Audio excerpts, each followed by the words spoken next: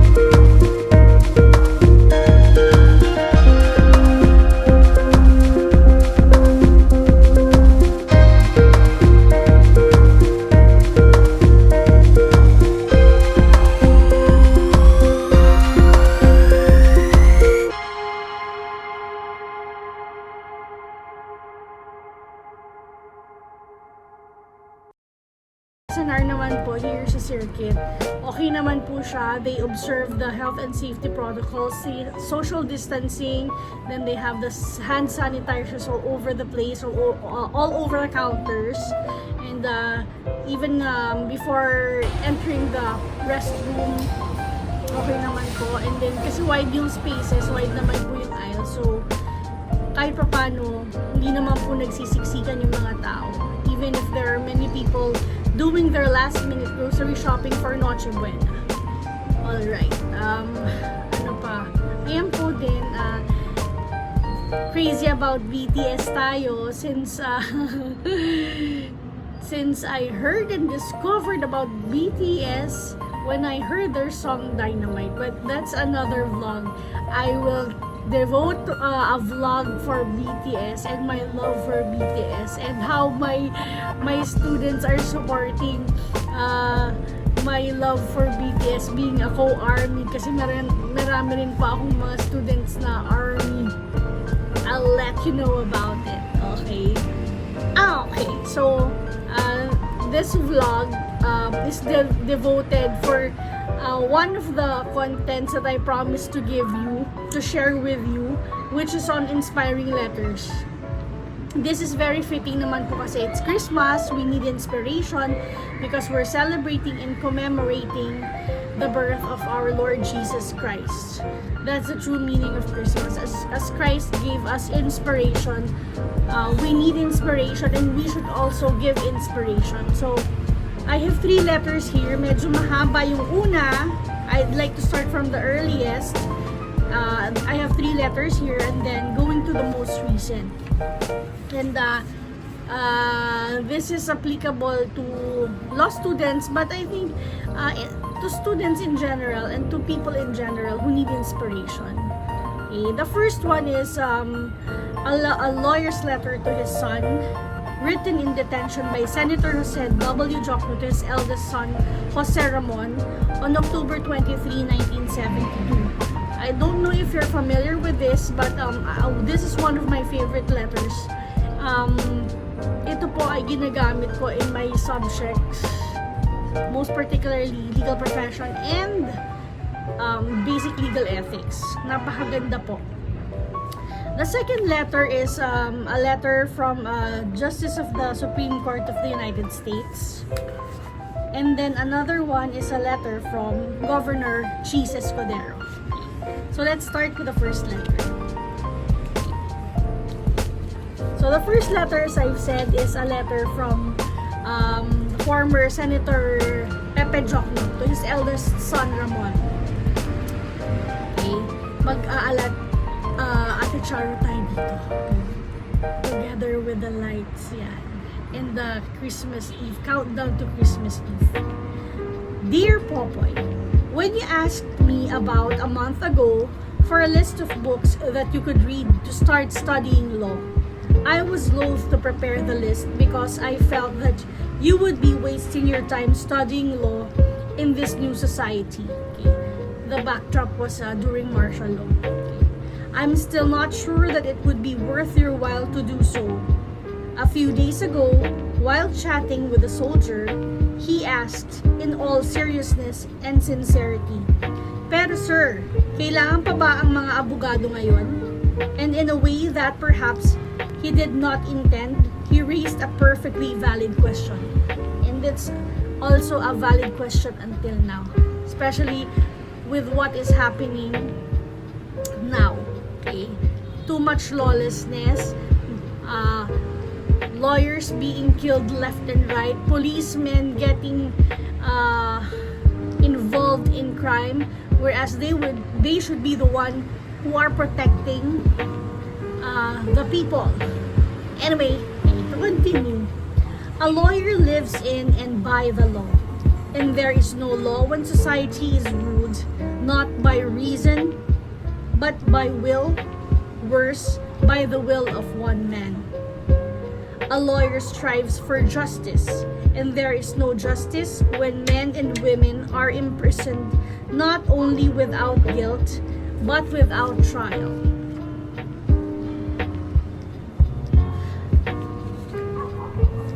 A lawyer builds on facts. He must seek truth, and there is no truth when facts are suppressed. News is manipulated and charges are fabricated. Medyo meron yata ako na-skip. And anyway, we'll continue.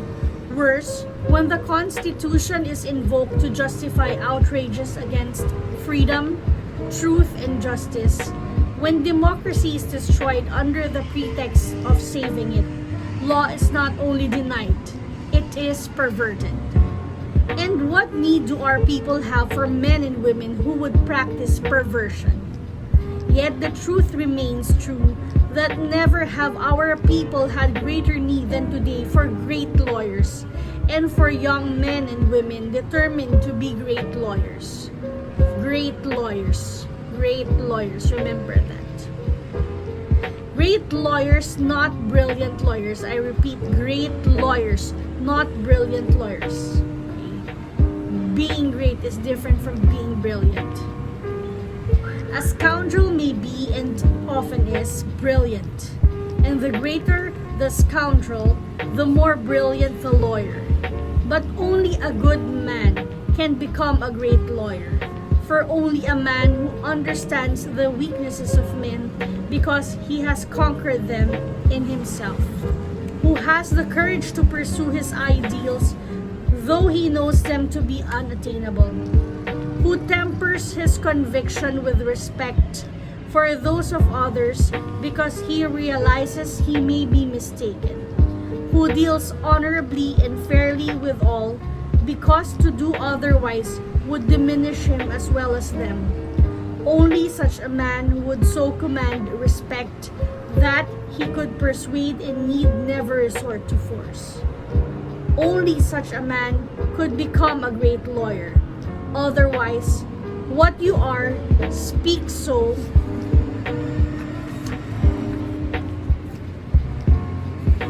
Putol po. Sorry. For men and women of this kind, our country will always have need, and now more than ever. True, there is little that men of goodwill can do now to end the madness that holds our nation in its grip. But we can, even now, scrutinize our past, try to pinpoint where we went wrong, determine what led to this madness and what nurtured it, and how, when it ends, we can make sure that it need never happen again.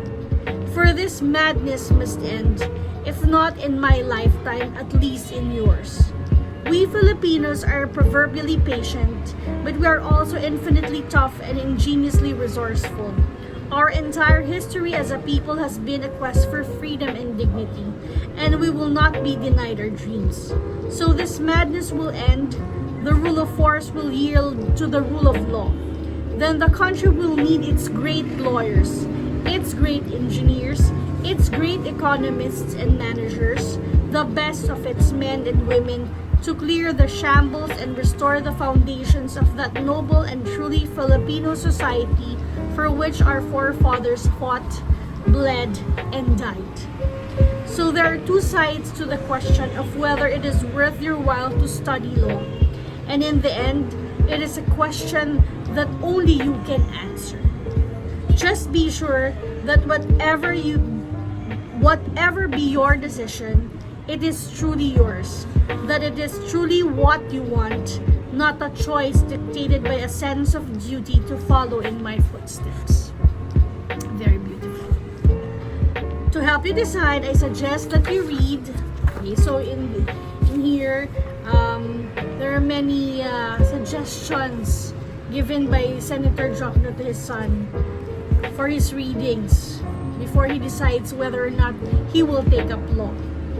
So, some of which are 5 Functions of a Lawyer by Arthur Vanderbilt. In Arthur Vanderbilt's Cases and Materials on Modern Procedure, Men of Law by William Siegel, Martin Mayer's The Lawyers, Brian Abel Smith's Lawyers and Courts, etc. Okay.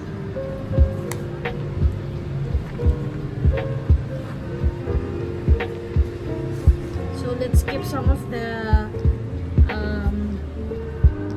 parts of the letter. Kasi putol po yung pagka-print ko, sorry. After you have read enough to give you an idea of what a lawyer is and does, but before you firmly commit yourself one way or the other, discuss the matter with your wife and your friends, always bearing these things in mind. That the law is a demanding profession, exacting a constant and unswerving devotion that is always a thinking obedience to its ideals, and that is much harder to give than blind obedience. That the rewards of the law as a profession are not in wealth or even in fame, but in the respect of your peers, in the excitement of the chase after justice, and in the satisfaction not only of service to your clients, but of having somehow shaped the future by molding the law of today. This has been a long letter on a short question whether to study law, and is not an example to be emulated should you decide in favor of law. My excuse is that time lies heavy on my hands on these days of detention, and since we can talk only in snatches when you visit, I have written at length in the hope of anticipating some of your questions. So, okay, just the last part, kasi may mga putol-putol po, napuputol yung mga thought ng mga paragraphs. So, the last part, I have loved the law, and I have always been proud of being a lawyer. But I have never been prouder than the day, 5 Sundays ago, that you told me that you wanted to study law. Regardless of what you may finally decide, The fact that you even thought of becoming a lawyer, despite my arrest and detention, allows me to hope that I have not failed as a lawyer and as a father. For that, son, thanks. Your father, Pepe. Beautiful, beautiful, beautiful letter of a father to his son. Gives you a nice feeling and gives you so much inspiration and so many lessons of how you can become a great lawyer instead of becoming a brilliant lawyer. Moving on to the next letter. This went viral in 2019 because a first-year student of law wrote Justice Neil Gorsuch asking for advice. Okay. Now in the second letter, as I was saying, a first-year student of law, Patrick J.S. Sapkowski, wrote Justice Neil Gorsuch of the Supreme Court of the United States, asking for his autograph and for an advice as an aspiring lawyer, as a law student.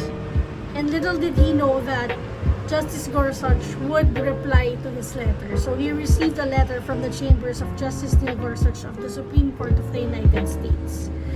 And the letter stated May 21, 2019. Dear Mr. Sapkowski, thank you for your letter. I'm honored that you requested my autograph and am happy to provide it below. My advice to law students is very simple. Work hard, learn to write and speak effectively, never give up your passions, treasure your family and friendships, find time to do public service, and learn to win and lose graciously. More than all that, know that you will have many regrets in life. Things said or done, or left unsaid or undone. But the one thing you will never regret is being kind.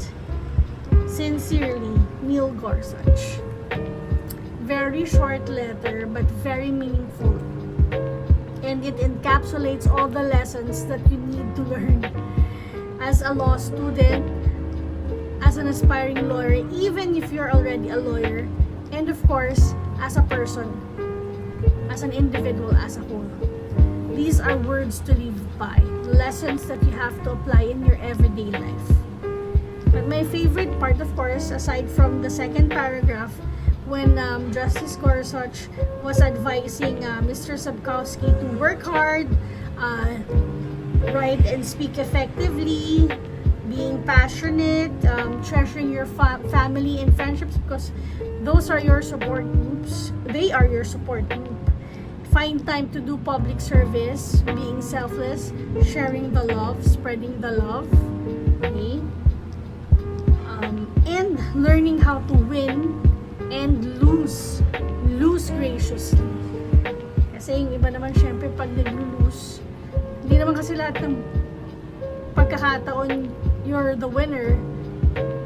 Sometimes you lose, sometimes you win. But when you lose graciously. Huwag kang mag-sour graping, huwag kang maging bitter. Diba? Bawal maging bitter. Ang palaya. Okay? But my favorite part, as I was saying, was the last part. That one thing you will never regret is being kind. That's one of the realizations that I had during the pandemic. And also, that's very appropriate for Christmas because Jesus is kind. Okay? Jesus is the reason why we celebrate Christmas. Okay? He was born and he was brought into this world because of love and because he is the one who will save us from our sins. Actually, he died for us to save us from our sins. Alright, and now the last letter, the letter of Governor Cheese Escudero. Okay? This was in reply or in response to the student Hans Kasilag asking for advice for aspiring lawyers. So, I have a screenshot here of his, I think, this is an FB message, if I'm not mistaken. Dear Governor Escudero, greetings. I'm Hans Alexi Casilag, a grade 12 Hume student of Tayabas Western Academy. I'm writing your good office as I'm asking for your advice for aspiring lawyers. Hoping for your fast response. Thank you and have a blessed week. Respectfully yours, Hans Alexi Casilag. Well, privacy. But it's posted on the Facebook. So, anyway. So, this was also posted and it went viral. So, here's the reply letter of Governor Francis Cheese Escudero. Office of the Governor, Provincial Government of Sorsogon, Capital Compound, Burabod, Sorsogon City, dated September 24, 2020. Dear Mr. Casilang, I am pleased to know that at a very young age, you are thinking of what you want to become in the future. It is a good thing that you consider becoming a lawyer. Most people think that the legal profession is a very clear and prestigious profession. Lawyers always have this impression of being intelligent and glamorous and of those who embody the definition of success. Aspiring to become a lawyer means you need to study very hard. It is not only about memorizing laws or being able to argue or debate about certain issues. You need to develop good study habits, patience, and focus. One must also learn to love what you are reading. Know that in choosing your career, you need to discover the reason on why you want it. One must understand the importance of being a lawyer. Being a lawyer is not just about prestige and glam. When you become a lawyer, you are in a position to help individuals, groups, and organizations, especially those who stand up for those who are wronged. But always remember that when it comes to our career choice or life in general, it will never be linear. It will always have twists and turns or hiccups along the way. And it is perfectly fine since we all have different timelines. Some of us may discover their calling right after graduation. Others quit their jobs after years of service, once finding out that their calling is entirely different from what they are doing.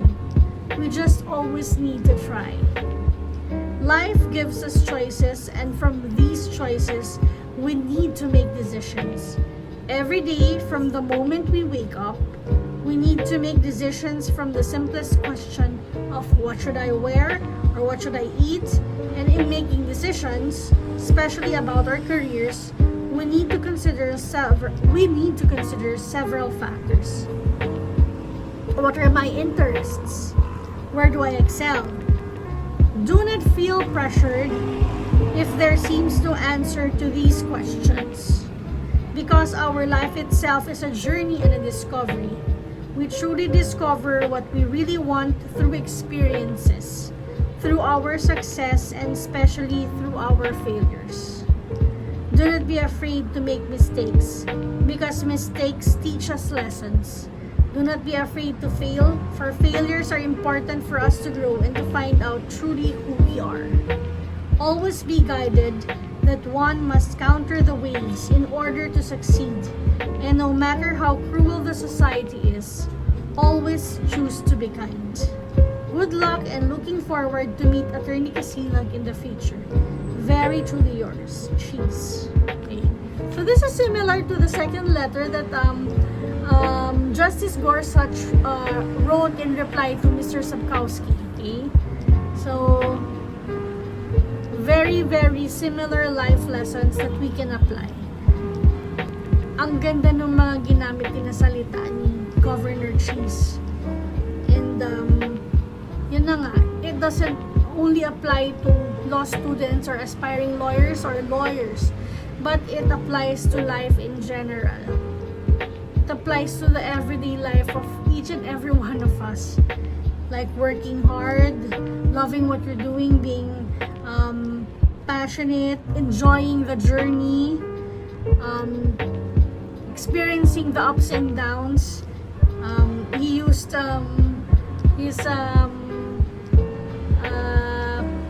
he used the word hiccups, di ba? Sinok. Okay? You will experience hiccups along the way, twists and turns, okay? Parang roller coaster ride. That's life. But through these, we will learn, okay? And yun na nga, the importance of being a lawyer. Okay? It's not just prestige, it's not just glamour, it's not that. It's the power of being able to help others, okay?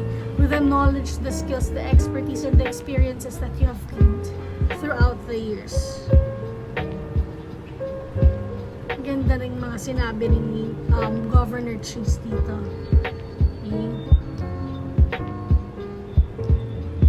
And then, yun na nga, don't be afraid to make mistakes, because through your mistakes, you will learn valuable lessons in life. And do not be afraid to fail. What's important is when you fail, you have to stand up and rise again each time you fall. Okay? When you falter, you rise again, you become better, you learn from your mistakes and from your failures, then you become stronger. And that will be your guide in life. So, pero just like in the letter of Justice Gorsuch, my favorite part is the last part. No matter how cruel society is, always choose to be kind. Always choose to be kind. Well, anyway, again, Merry Christmas to my fellow angels. I hope that you have a meaningful celebration of the birth of Christ with your family, and avoid social gatherings. Tis muna.